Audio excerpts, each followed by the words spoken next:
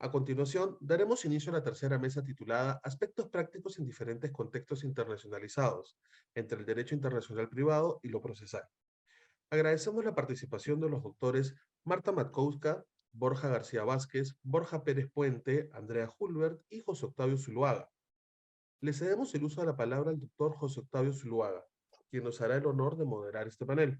El doctor José Octavio Zuluaga es abogado mediador y docente en la Universidad Internacional de Valencia, con registro como mediador ante el Ministerio de Justicia de España. Adelante, doctor. Muchísimas gracias y a los colegas, bienvenidos a los colegas en las diferentes latitudes que nos acompañan en este importante evento que tiene como finalidad la actualización y el intercambio de conocimientos y experiencias, sobre todo de las muchas experiencias que tiene cada uno de ustedes, de los colegas presentes. Entonces, muchísimas gracias a todos. Nuestra mesa está orientada internacional privado, ver aspectos prácticos y comparativos con lo procesal. En la mesa tenemos como invitadas a la doctora Marta Matkowska, quien es una abogada especialista en Derecho de Familia, en Derecho Internacional de Familia propiamente y por supuesto en Derecho Internacional Privado. Ella es competente y tiene correspondencia en alemán, español y polaco. Apoya a los clientes fuera y dentro de tribunales en toda Alemania y especialmente en España. Es miembro de los ilustres Colegios de Abogados de Colonia y también del Colegio de Abogados de Madrid. Y además hace parte del Centro Internacional de Mediación para Conflictos Familiares y Sustracción Parental de Menores. También nos acompaña, doctor Borja, aquí presente, el doctor Borja Pérez Puente, quien es un abogado especializado en litigio y arbitraje internacional, como ya lo conocen ustedes, trabaja con Clifford Chance y está basado en Madrid. Participa habitualmente en disputas transfronterizas y ha representado a clientes tanto en procedimientos ante tribunales españoles como en arbitrajes en una pluralidad de países y aplicando diversas, tanto es un profundo conocedor de estos temas prácticos del derecho internacional privado y lo procesal. Tiene además una importante experiencia en los sectores de la energía, de la tecnología y, fíjense ustedes, aeroespacial, de lo cual también nos contarás en un rato. Por mi parte, quiero, para compartir los criterios también del derecho internacional privado y desde mi práctica como mediador, que es muy fuerte, además de árbitro, pero la orientación específica es la mediación. Y ustedes cómo la mediación tiene y nos abre oportunidades dentro del arbitraje y dentro del litigio internacional en el ámbito del derecho privado. Porque la mediación y los ADRs se han desarrollado y encuentran espacio para agilizar decisiones, para bajar costos también. Y cuando tú eres litigante en asuntos internacionales, pues encuentras una oportunidad de solución del conflicto a través del diálogo y de respeto a las diferencias. Y no riñen con el arbitraje, en el sentido en que, por ejemplo, tuve un caso hace un par de años muy importante en materia de carbón de Glencore, en que tuvimos un resultado en mediación de un acuerdo parcial con una cifra de 7 dígitos en millones de dólares y se firmó simultáneamente un contrato de compromiso para acudir a la ICC, a la Cámara de Comercio Internacional en París, para resolver mediante arbitraje aquellos aspectos que no se resolvieron en la mediación. Entonces, también es un complemento, no es excluyente. Bueno, bienvenidos, muchísimas gracias a los colegas. Le voy a dar la palabra al doctor Borja Pérez Puente para que nos introduzca en su tema y luego vamos a pasar al ámbito de familia. Adelante, doctor Borja, bienvenido. Pues, Muchas gracias, doctor José Octavio Zuluaga, por sus palabras y por su bienvenida. Por supuesto, muchísimas gracias al Estudio Jurídico Mario Castillo Freire por organizar este congreso y por invitarme a participar en él. Entonces, uno de los temas que nos había propuesto José Octavio para comentar a lo largo de esta mesa era quizás tratar la distinción entre los sistemas monistas y dualistas digamos, de regulación de arbitraje en los distintos países. Y es que, como muchos sabrán, eh, en diversos países el arbitraje es algo que se regula de manera unitaria, tanto para el arbitraje internacional como para el nacional, mientras que hay otros países en los cuales, pues, por ejemplo, Suiza, hay una clarísima distinción en los cuales el arbitraje nacional se regula, digamos, una ley con un estricto ámbito de aplicación nacional y el arbitraje internacional se regula, en ese caso, en la Ley de Derecho Internacional Privado suiza. Entonces, esto es uno de los ámbitos en los cuales quizás vamos saltando más entre aspectos procesales y aspectos que ya son estrictamente derecho internacional privado. Yo creo que por eso, con mucho criterio, don José Octavio nos había invitado a comentar un poco esta situación en diversos países. Entonces, en el caso concreto de España, nos encontramos también con un caso un poco peculiar, y es que hasta 2003 teníamos un sistema dualista, en el cual el arbitraje nacional se regulaba por una cosa, el arbitraje internacional se regulaba digamos, por un instrumento totalmente distinto, y luego en 2003 se decide que se unen. O sea, y no tanto porque las normas de derecho internacional privado y las de derecho nacional debiesen coexistir necesariamente en relación con esta materia, sino por una cuestión puramente más práctica. Hay un momento en el que se decide que desde un plano sustantivo, lo que es bueno para el comercio internacional debe ser bueno también para el ámbito nacional, y lo que es bueno para el arbitraje internacional debe ser también bueno para el ámbito nacional. Y entonces se pasa a un sistema bonista en el cual la ley de arbitraje española regula tanto lo que es el arbitraje nacional como el arbitraje internacional.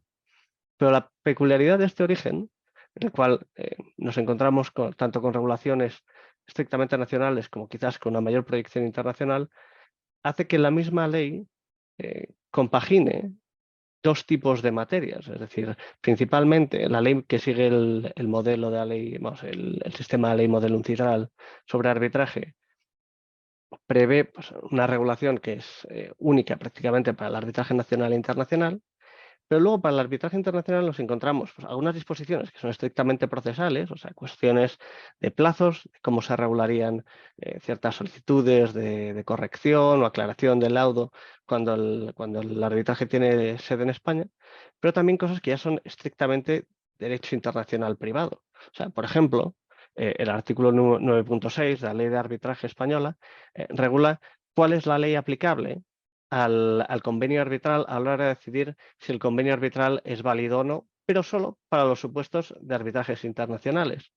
Y aquí nos encontramos con que la vocación, o sea, digamos, quizás la vocación de ser una sede favorable al arbitraje, vamos, la vocación de España, perdón, a ser una sede favorable al arbitraje, les lleva a introducir normas de derecho internacional privado, en este caso, que tratan de ser más favorables para los arbitrajes cuando son internacionales que cuando son nacionales. Entonces, por ejemplo, en este caso, hay una previsión específica para los supuestos de arbitraje internacional en el que lo que vienen a decir es que cuando el arbitraje es internacional, el convenio arbitral es válido.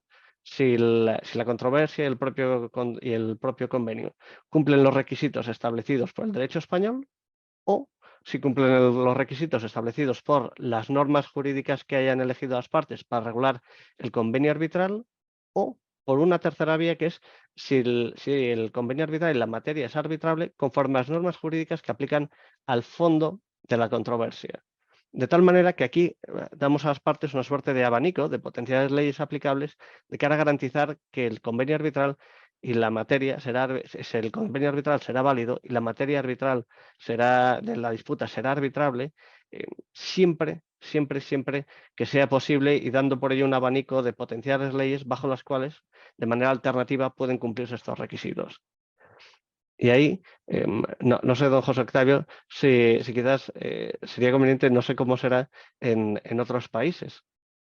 Claro, y allí podemos comenzar a ver diferencias. Fíjate que en materia del dualismo en Colombia ha sido una intensa discusión, ¿no? Hemos tenido una intensa discusión y varios intentos para salir del dualismo, diría yo, que soy de los que lo cuestiona.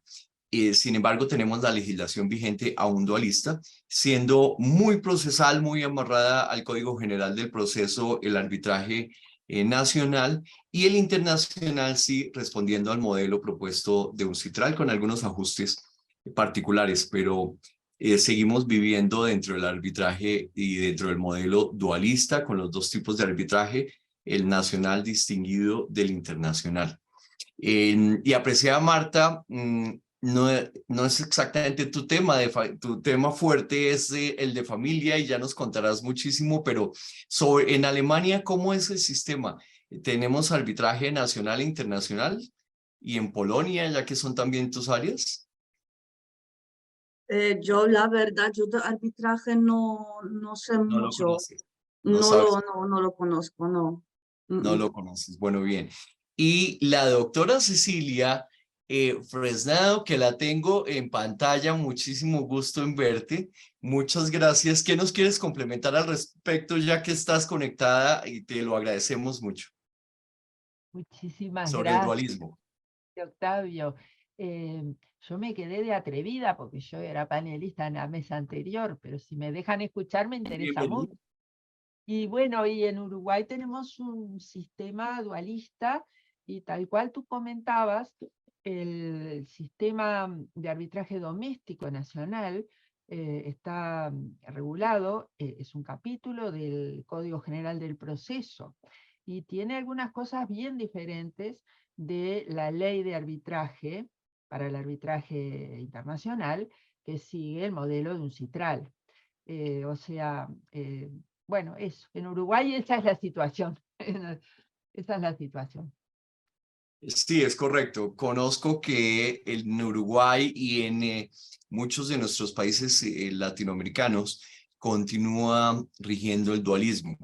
Algunos han tomado avanzada como el Perú, que de una vez aprobó literalmente la ley de arbitraje de la ley modelo de UNCITRAL.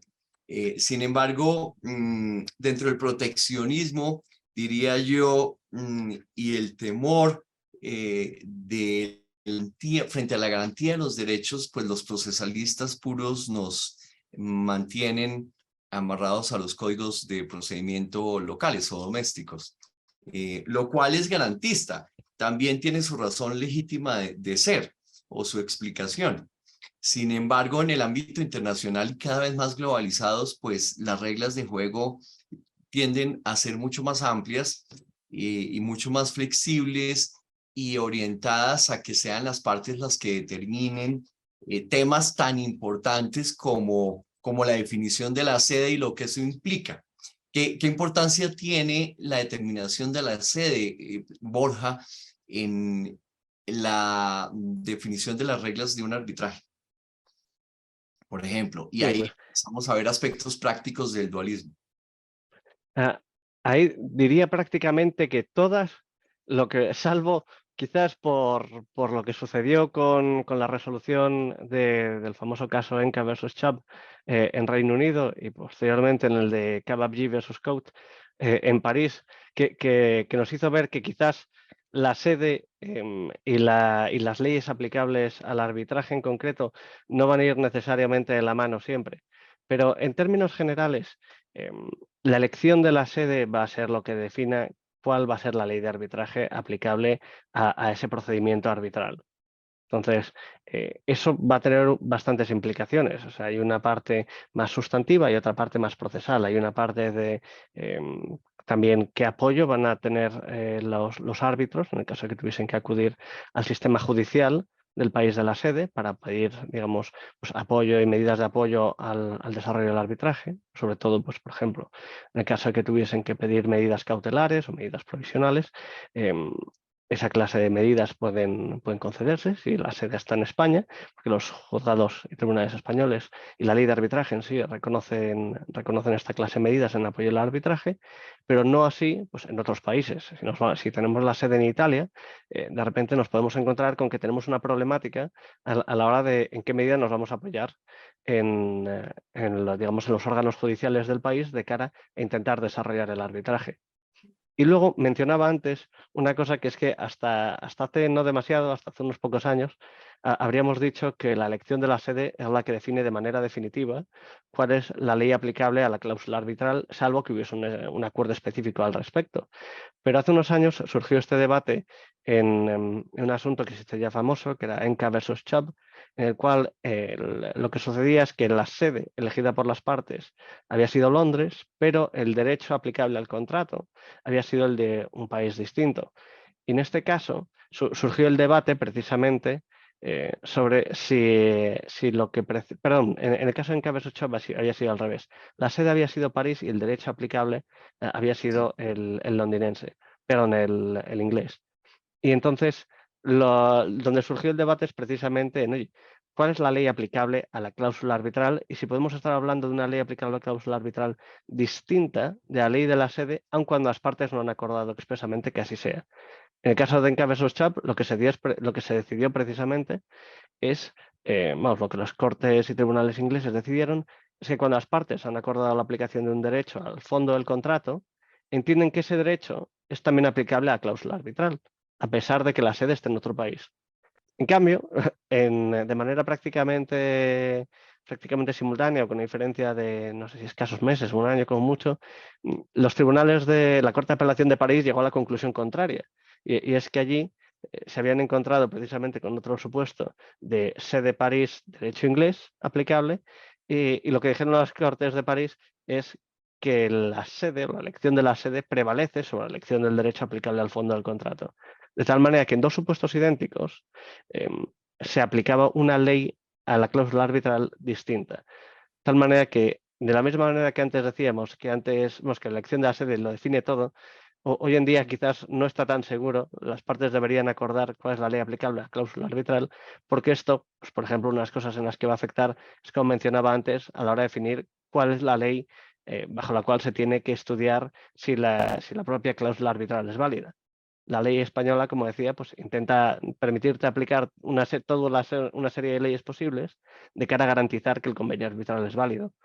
Pero este sistema que existe en el español, a lo mejor por el régimen precisamente más monista que tiene, y de protección y de intento de salvaguardar la validez del convenio arbitral y de hacer que las materias sean arbitrables, quizás no es el mismo en Colombia, quizás no es el mismo en Uruguay o en países como Polonia y Alemania, en los cuales de repente una aplicación sorpresiva de una ley distinta a la prevista para la cláusula arbitral puede dar lugar a que la cláusula arbitral no sea válida o que la materia ya deje de ser arbitrable conforme a la ley aplicable a la cláusula arbitral.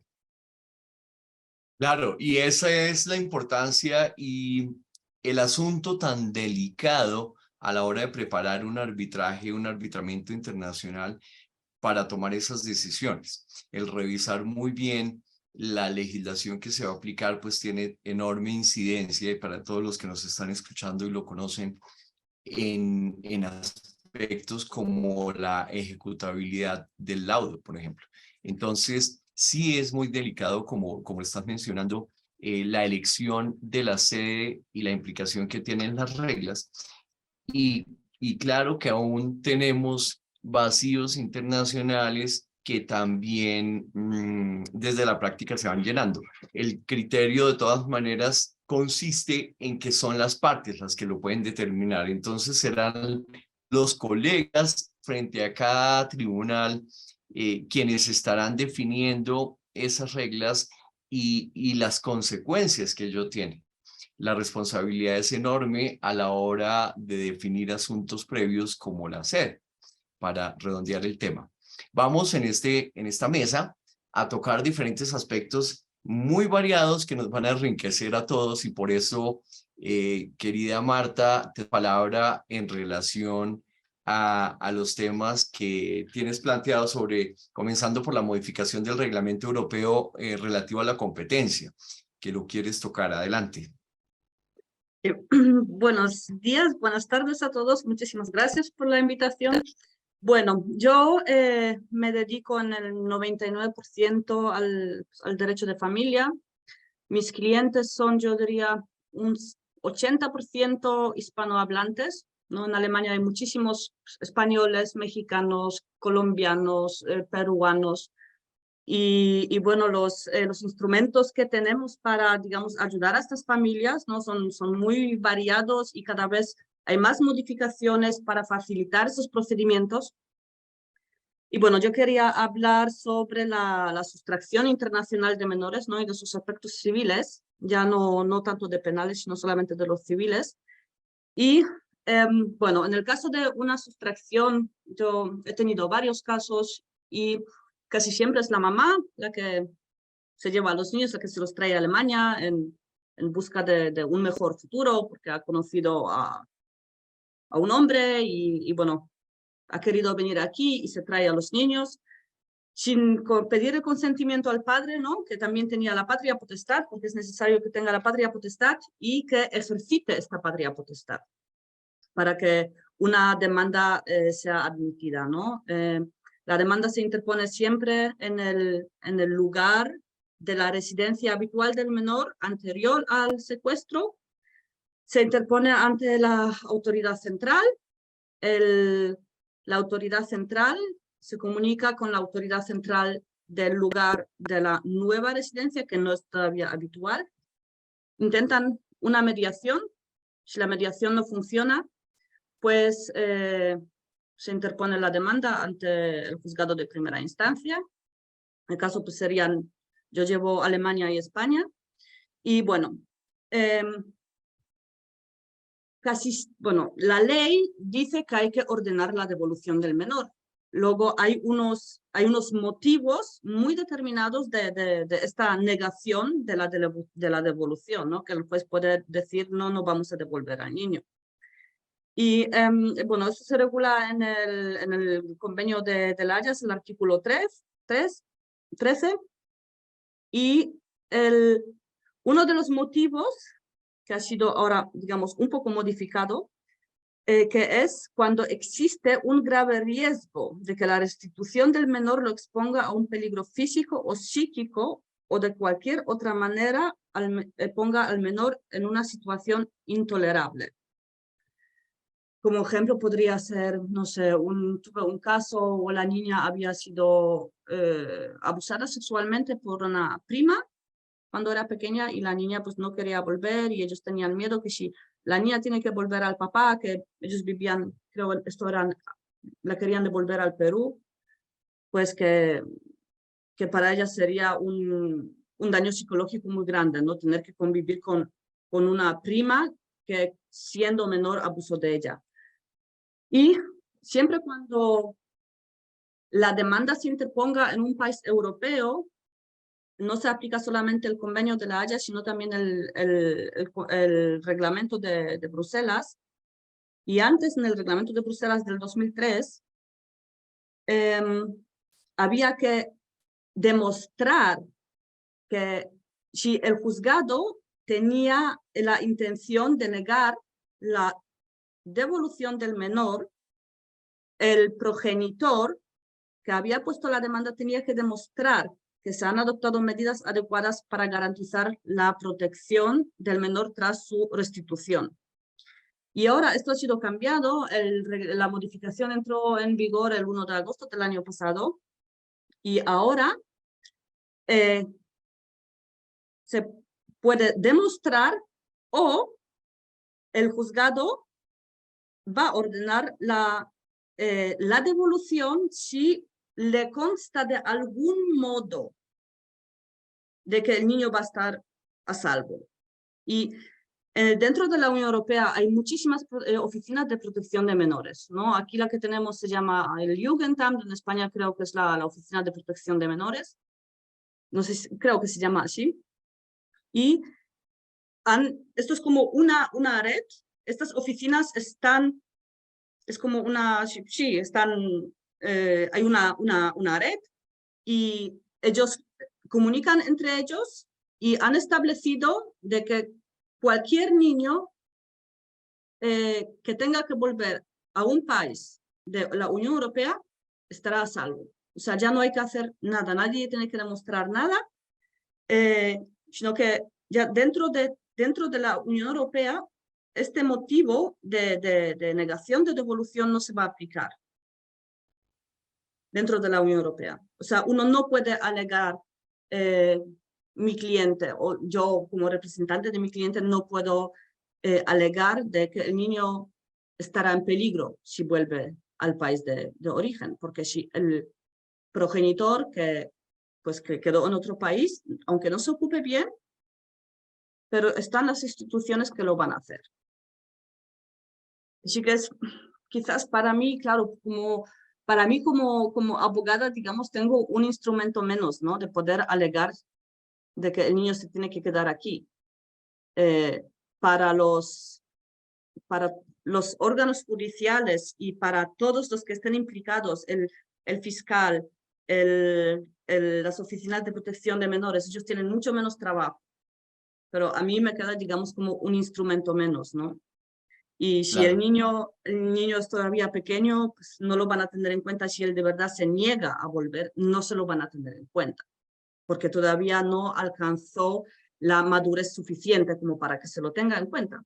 Así que el niño tendrá que ser devuelto al país del que ha sido sustraído. Y ya pues, en este país, pues ya la madre o el padre ya podrán pelear por la patria potestad y luego, pues, una vez obtenida la patria potestad, intentar volver a Alemania. Pero es un procedimiento también muy largo, ¿no? El procedimiento, bueno, el de la Haya dura son 4 semanas por cada instancia, aunque esto no se respeta. Esto pasa en lo mínimo 6 meses hasta que se pasan las, digamos, 3 instancias, la primera instancia, la segunda y también en la ejecución, también se puede parar el procedimiento, ¿no? Pero si hay que hacerlo, se supone, en 3 meses todo, pero nunca es un procedimiento tan corto, ¿no? Así que, bueno, el cambio del reglamento europeo ha sido bueno para las instituciones, pero quizás desde mi punto de vista, como, digamos, yo defiendo los derechos de los adultos, pues me ha quedado, digamos, un instrumento menos para alegar y para, digamos, defender a mi cliente. Y Marta, el reglamento se discute, es nuevamente la modificación del reglamento de Bruselas, porque ese tema que planteas lo veo, no soy especialista en familia, pero tengo colegas cercanos y lo escucho frecuentemente desde la mediación, cuando intentan los padres reunirse y ponerse de acuerdo sobre dónde, quién tendrá la custodia del menor, y el se encuentra en un estado o en un país que se siente con mayor seguridad y capacidad económica, pues va a querer tener la prevalencia o la prioridad. Pero entonces lo que nos estás mencionando es el caso práctico es si un niño, y ponías el ejemplo del Perú, si un niño, los padres se separan y es un conflicto entre padres. Y el niño está, por ejemplo, con la madre en el Perú y en algún momento el padre, con alguna razón o permiso, porque tiene que tener un permiso para salir del país, ¿o no? Lo saca por vacaciones y se lo lleva para Alemania y entonces no lo quiere devolver. ¿Qué pasa? Sí, pues si no lo quiere devolver, bueno, en el permiso siempre tiene que poner el periodo, ¿no? Puede haber también que le da el permiso, bueno, que la madre da el permiso al padre que se vaya de vacaciones o que se quede por un año, digamos, para trabajar y que el niño aprenda el idioma. Y el padre, no sé, se quiere quedar aquí. Pues desde que pasa digamos, tiene que volver el 17 de julio. Hoy tiene que volver el niño. El niño no vuelve. Pues desde hoy... Lo típico. Sí. O sea, desde el día de hoy, que es cuando expira el plazo, la madre tiene un año para interponer la demanda. La madre pone la demanda, siempre la autoridad central escribe a la madre, le da la oportunidad de volver, le da oportunidad de mediación, y si la madre no lo acepta o la mediación no funciona, pues ya se pasa al asunto de la autoridad central al juzgado. Y pues en el juzgado ya se discute dónde tiene que estar el niño, ¿no? Y ahora hay, desde que entró esta modificación, yo los casos que he tenido dentro de la Unión Europea, los niños siempre van a estar devueltos, siempre. Porque de verdad, hay muy pocos motivos por el que el niño se pueda quedar, ¿no? Sí, o sea, Alemania de verdad devuelve a los niños. Muchos piensan como que la Alemania se queda a los niños, pero no, yo diría, en lo que es el derecho de familia aquí sí que se respeta mucho, ¿no? Se respeta mucho y se mira, de verdad, se mira al niño, que es lo bueno para el niño, pero se respeta mucho la legislación. No se pasa la legislación, digamos, a un segundo plano. Las leyes hay que respetarlas y si se respetan, ¿no?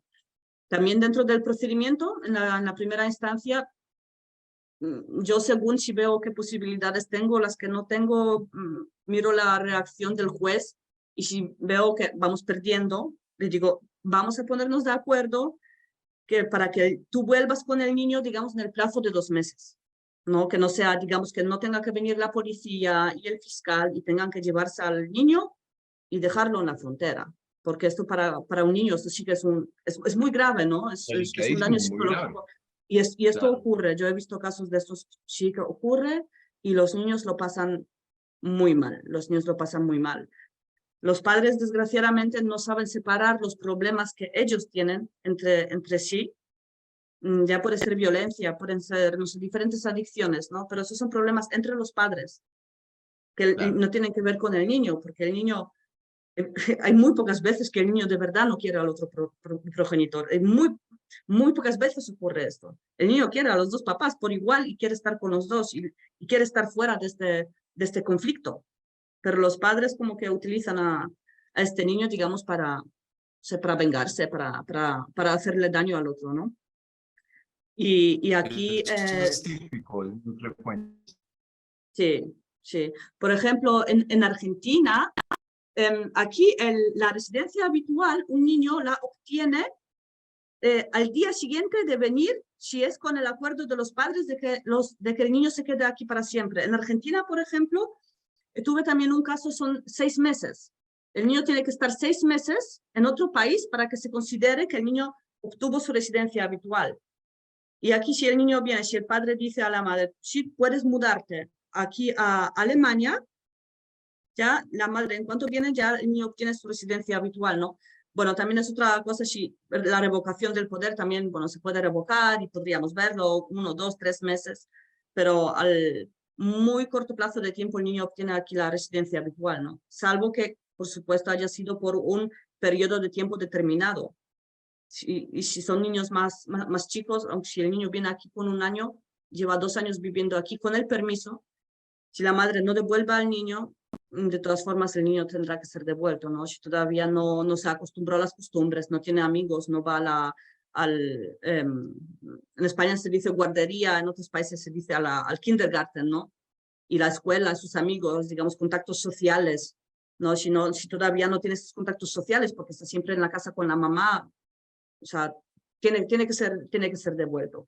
Y yo pienso que este cambio que se hizo ahora en el reglamento sí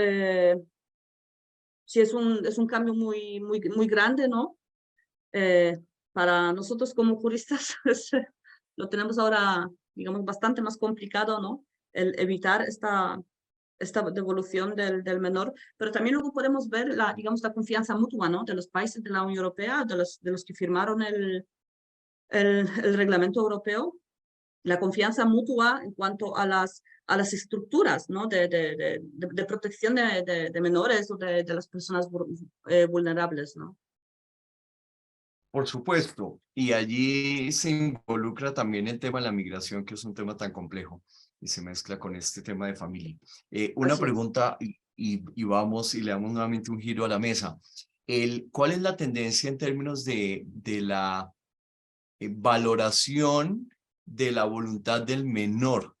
Fíjate que la evolución de las edades de mayoría de edad han cambiado y hasta hace bastantes años, en la mayoría de los países, la edad de adulto era desde los 21 años. Tú eres muy joven y no te tocó vivir eso, pero la tendencia es 18 años. Pero ¿desde qué edad el hijo, ese niño menor, es escuchado y un juez tiene en cuenta su propio criterio? Sí, bueno, el convenio de la Haya se aplica a menores hasta los 16 años. Después ya no se aplica, después ya el niño no tiene que ser devuelto ni nada porque, digamos, es un joven adulto, ¿no? En Alemania, el niño tiene que estar escuchado en todos los procedimientos que lo involucran a él a partir del 3er año de vida. Esto lo dice la ley. Si el menor no ha sido escuchado, el juez no puede dictar una sentencia, salvo que los padres se pongan de acuerdo. Si se pongan de acuerdo, el niño no tiene que estar escuchado, ¿no? Y se le ahorra, digamos, el hablar sobre las cosas tan privadas con una persona extraña, ¿no? Pero a partir del 3er año de vida se habla con el niño y luego yo diría que se toma también mucho en cuenta su voluntad, pero es la voluntad del niño contra el bienestar del niño. Si mi hija tiene 11 años, si ella me dice mañana, mamá, yo no quiero ir a la escuela, porque esta es mi voluntad, la tienes que respetar, yo sí, tú tienes que ir a la escuela es obligatoria, ¿no? O sea, aunque uno no tiene que, digamos, bueno, son dos cosas diferentes, ¿no? La voluntad y el bienestar del menor. En esos procedimientos yo siempre les aconsejo a mis clientes, si quieren venir y tienen que esperar a que el niño tenga lo menos 9 años, 9, 10 años, porque a partir de esta edad también hay que mirar en cuenta la madurez del niño. Hay niños que con 10 años no saben dónde está su nariz Es y diferente, hay sí. niños que tienen 10 años y ya son muy maduros, ¿no? Saben Claro. expresarse bien y ellos miran qué es lo que es bueno para este menor, ¿no? Pero aquí sí que se respeta muchísimo la voluntad del menor. Y la voluntad del menor, que eso es lo que me molesta, yo también soy fiscal, pero lo que no me gusta es que la voluntad del menor, aunque sea manipulada, influenciada por el otro progenitor, hay que respetarla. Y esto es, por No, y ejemplo, se yo no estoy... nota, pero es que cuando es manipulada se nota, se percibe. Los Sí. niños no mienten. Eso para una fiscal como tú, eso es evidente cuando el niño ha sido manipulado. Sí, pero Entonces, sí, pero la jurisprudencia dice que aunque la voluntad del niño sea manipulada, sea, digamos, inculcada por el otro progenitor, hay que respetarla. Y yo con claro, esta... pero en una conversación con el niño ante la autoridad, pues la autoridad del juez tiene la capacidad de profundizar y llegar a interpretar realmente cuál es la verdadera voluntad y a darse cuenta qué fue lo manipulado y qué es lo que el niño ve y siente realmente. Sí, sí, aunque en Hay los mucha procedimientos que son... psicología por medio en el Sí, pero en los procedimientos que son cortos, aquí va todo bastante rápido. En cuanto a la patria potestad, régimen de visitas, todo eso es muy rápido. Y digamos, quizás no se pueda entrar tanto al fondo del asunto, ¿no? Y el niño lo escuchan 3 personas por media hora y ya. En este caso, pues hay que encargar a un peritaje y el peritaje dura lo mínimo 6, 8 meses. Y digamos, este perito, que normalmente es psiquiatra o psicólogo, psicopedagogo, ya sí que puede entrar a valorar a la familia, ¿no? Y hablar con los niños, habla en varias situaciones con los niños y puede, digamos, tiene mucho más conocimientos para ver dónde ha sido manipulado el niño, ¿no? Y que tanto el progenitor que manipuló este niño es bueno para este niño, ¿no? Que manipule la voluntad del niño, digamos, en contra del otro progenitor. Pero esto es ya un peritaje y un procedimiento así dura lo mínimo 1 año. Claro, entendido. Sí, gracias, Marta. Fíjense los dilemas del derecho en el mundo y en este caso en materia del derecho de familia, tú has cuestionado un reglamento, el reglamento de Bruselas, y has visto desde la práctica las consecuencias. El derecho es cambiante. Volvamos al derecho internacional privado en temas civiles y comerciales como los estamos tratando. Y cuéntanos, Borja, ¿tienes en tu maleta el caso interesantísimo del naufragio del Prestige, que nos va a mostrar otro ángulo de lo que significa el derecho internacional privado y los aspectos prácticos?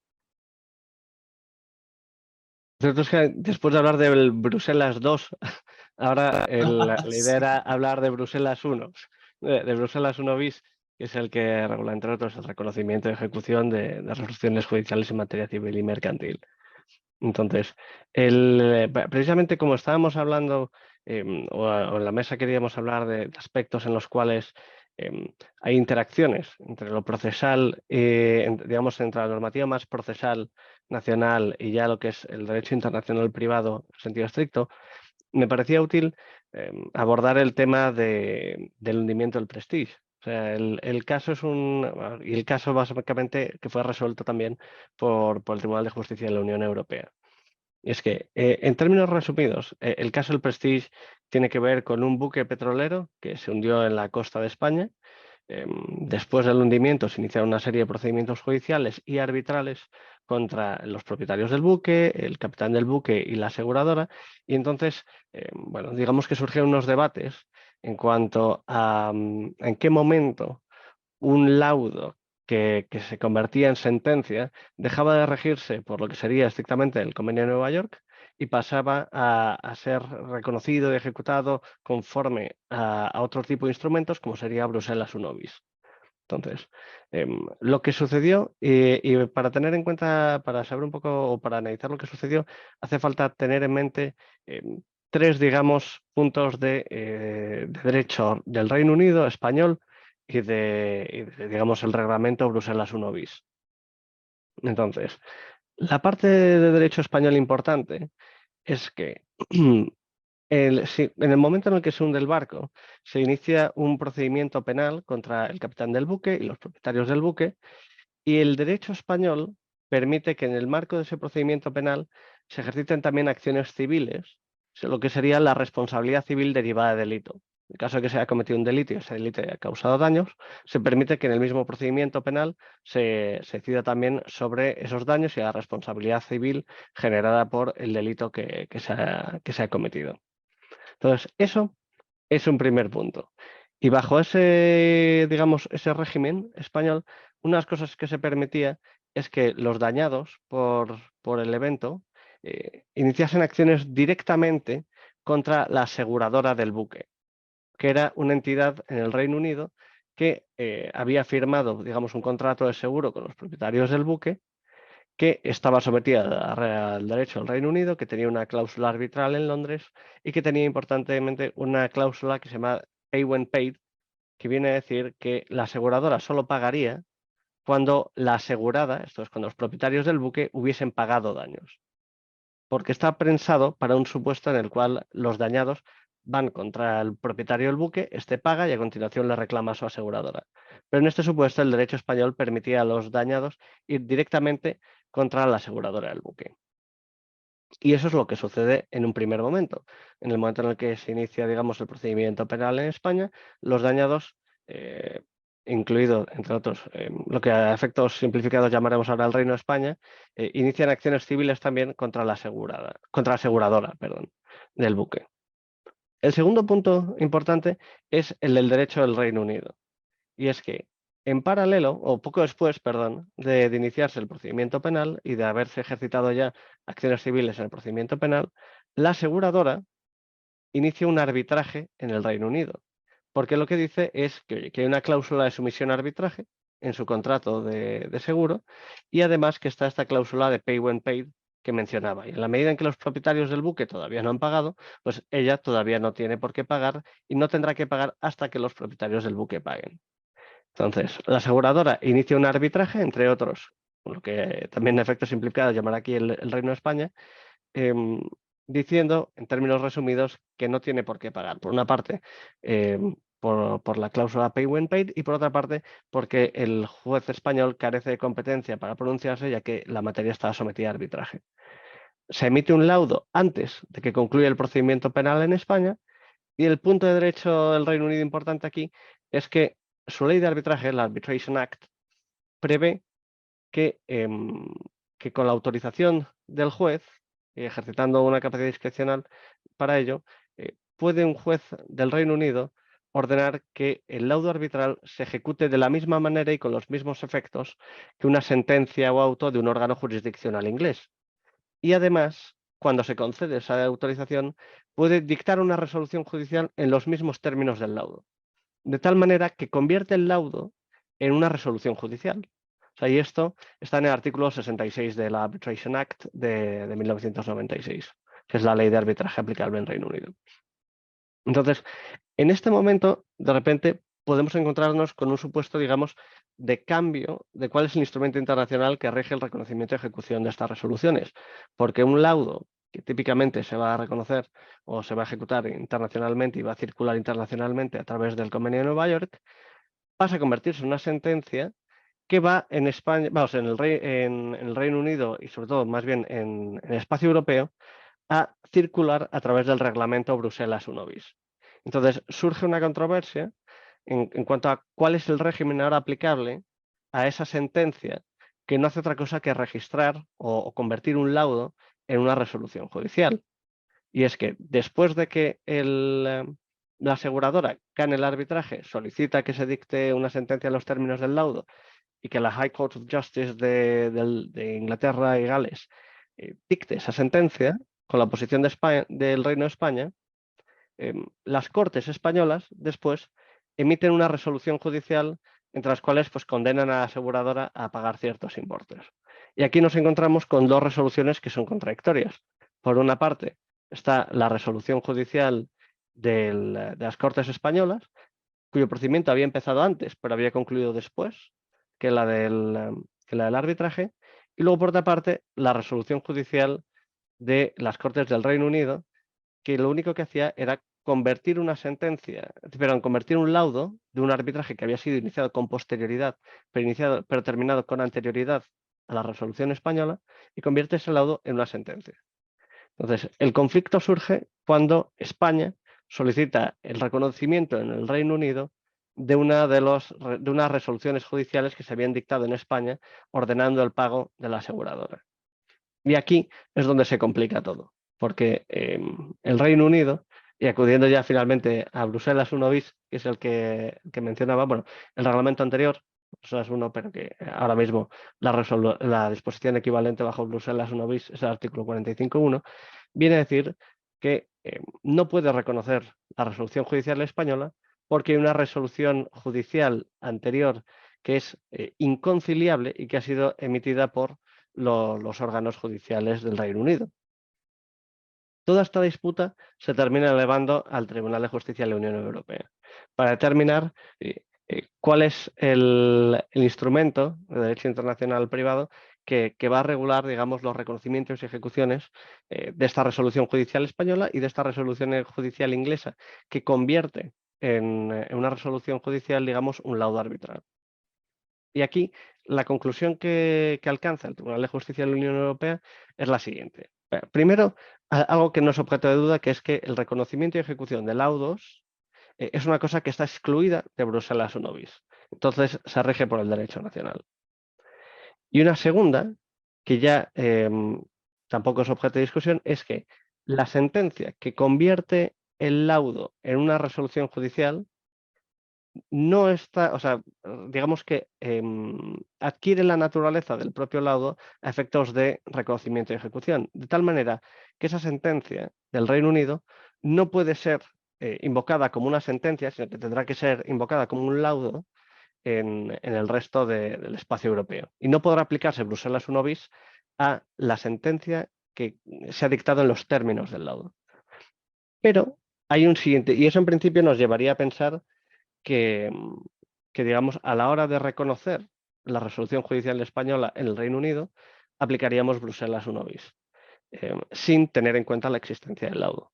Lo que pasa es que hay una excepción a eso, y es que, a pesar de que la sentencia dictada en los términos del laudo no es una sentencia, digamos, de puertas para afuera, sí que puede ser una resolución judicial de puertas para adentro, en la propia Inglaterra y Gales. Es que a efectos del artículo 45.1, me parece que era el apartado C, si no recuerdo mal en estos momentos, a efectos del 45.1c, la resolución judicial que convierte ese laudo o que recoge los términos del laudo puede ser una resolución que impida el reconocimiento de una resolución judicial extranjera. Y eso el Tribunal de Justicia de la Unión Europea lo justifica principalmente en dos razones. Y es que el concepto de resolución judicial del artículo 45.1c del reglamento de Bruselas 1 bis se define de manera muy amplia y sobre todo también porque hay un concepto de necesaria protección del ordenamiento interno. Y es que, aunque de puertas para afuera, ese laudo convertido en sentencia no es una sentencia y no puede invocarse como una resolución judicial bajo Bruselas 1 bis en el resto de países de la Unión Europea, sí que hace falta proteger el ordenamiento jurídico interno de Inglaterra. Entonces, tú no deberías de poder reconocer una resolución extranjera, por ejemplo, una sentencia española, cuando se ha dictado esa sentencia en el Reino Unido con anterioridad y que es totalmente inconciliable. Y esa sería la situación, salvo porque se introduce por el Tribunal de Justicia de la Unión Europea una excepción a la excepción. La excepción a la excepción es que si el laudo se ha dictado en circunstancias en las que no podría haberse dictado una resolución judicial respetando los principios de Bruselas 1 bis, entonces la sentencia que convierte ese laudo en resolución judicial tampoco respeta Bruselas 1 bis y no es una resolución a efectos de Bruselas 1 bis. Recopilando, porque aquí hay como supuestos y excepción a excepción. La conclusión que se alcanza es que, por una parte, lo que es de puertas para afuera, el reconocimiento y ejecución de un laudo es una cuestión de derecho nacional, no aplicable a las 1 bis, por exclusión expresa. La sentencia que registra el laudo, que se dicta en los términos del laudo, es un laudo a efectos de reconocimiento y ejecución de sentencias en extranjero. Por ejemplo, la sentencia del Reino Unido que, llamémoslo, registra el laudo, no puede ser invocado como una sentencia en Francia, sino que tendrá que ser invocado como un laudo. Pero si una entidad, por ejemplo, española, trata de hacer valer una sentencia o resolución judicial española en el Reino Unido, entonces esa sentencia que registra un laudo sí que puede convertirse o sí que puede tenerse en cuenta a efectos del 45.1c y sí que puede tenerse en consideración como una resolución judicial para Bruselas 1 bis. Y todo esto con la excepción última de que si esa resolución o si ese laudo, o sea, si un juzgado inglés no podría haber dictado esa sentencia que reconoce un laudo, no podría haber dictado el laudo respetando Bruselas 1 bis, entonces la sentencia que digamos, registra el laudo tampoco tendrá la eficacia de una resolución a efectos de Bruselas 1 bis. Y con eso, el Tribunal de Justicia de la Unión Europea consigue, digamos, mantener el sistema o la coherencia del sistema de reconocimientos. La coherencia, exacto. Sí, sí. ¿Y qué ha continuado pasando en el Reino Unido después de esta decisión del Prestige? ¿Qué ha venido pasando? ¿Qué observas? Bueno, todavía esto está siendo objeto de discusión y es verdad que en la medida en que todavía no se ha terminado la saga, esto es donde acabó un poco, digamos, parte de la saga de aquí si aplicamos Bruselas 1 bis, Convenio de Nueva York, efectos de reconocimientos, etcétera. Pero como todavía esto está abierto, porque digamos que esta saga de decisiones y procedimientos todavía no ha concluido, pues tampoco me aventuraría a decir qué va a pasar o cómo vamos a cerrar todo este procedimiento en el caso concreto del Prestige. Sí, sí, sí. Bueno, y ese caso tiene otro tópico. Aquí estuvo y nos mencionaste todo el tema y la discusión frente a la compañía de seguros. Y te pregunto si tienes conocimiento de la implicación de este caso en temas ambientales.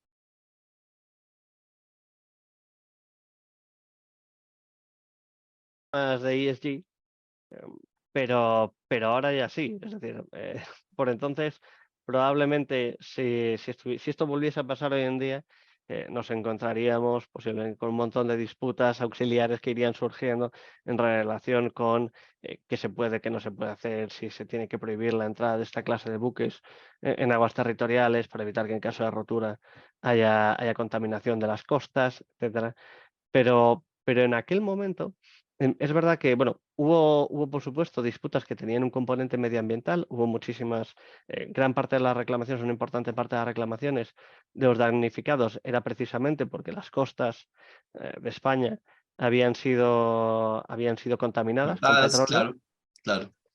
y se pedía esa responsabilidad civil. Pero es verdad que no se hizo tanto desde el enfoque de lo que hoy concebiríamos el ESG, ni se pidieron, pues, por ejemplo, como sucede con todos los procedimientos judiciales que ha habido en Ámsterdam y en otros países, compromisos medioambientales por parte de las empresas involucradas en la operación o en el origen del petróleo de ese buque. Claro, por supuesto, cada vez tiene mayor importancia el tema y entonces allí en un caso como este, como dices tú, si se llevara hoy, pues se van a involucrar varias tensiones. Uno, el tema medioambiental y otro es el tema privado de los afectados con el hundimiento del buque, la propiedad de la mercancía, para ponerlo en esos términos o reducirlo a esos términos. En este caso era un buque petrolero, pero claro. Se van a ver enfrentados a diferentes tensiones e intereses que el derecho internacional tendrá que resolver. Entonces, pues, trabajo para los colegas es lo que tenemos en materia internacional y el arbitraje y los métodos alternativos de resolución de conflictos como la mediación tienen cada vez mayor espacio y mayor reconocimiento. En el ámbito de familia, como Marta nos lo mencionaba, pues la mediación, aunque en familia es mucho más complejo, mucho más difícil, pero es fundamental porque es debería ser el conducto a través del diálogo para resolver un conflicto entre una situación de conflicto de familia. Entonces, bueno, señores, muchísimas gracias. ¿Tienen algo más que adicionar o mencionar, aportar para este encuentro mundial de Derecho Internacional Privado antes de concluir y darle paso a la siguiente mesa?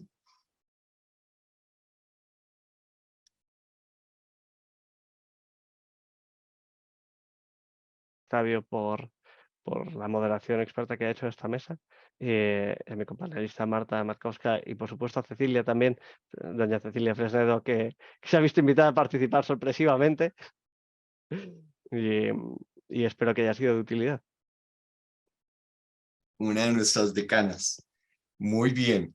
Marta, muchísimo éxito en tu gestión de familia. Los menores están por encima de todos los demás derechos. El derecho del menor está por encima de todos los demás y luego el ambiental. Es lo que por supuesto nos marca hoy. Muchas gracias. Sí, por supuesto, los niños pues son nuestro futuro, ¿no? Y tenemos que tenerlos, digamos, bien en el centro de todo, ¿no? Protegerlos siempre. Sin duda, por supuesto. Muchísimas gracias a esta mesa tan distinguida, a Cecilia, por supuesto, que estuvo presente, a los organizadores en Perú, al doctor Collantes en Barcelona, con toda su dirección académica, y damos paso a la siguiente mesa con unos 3 minutos de intermedio entre una y otra. Muchísimas gracias. Muchísimas gracias a vosotros. Gracias. Un gusto. Y a sus órdenes en mediación, en materia internacional y bueno, todos los demás temas que manejamos y conocemos. Gracias.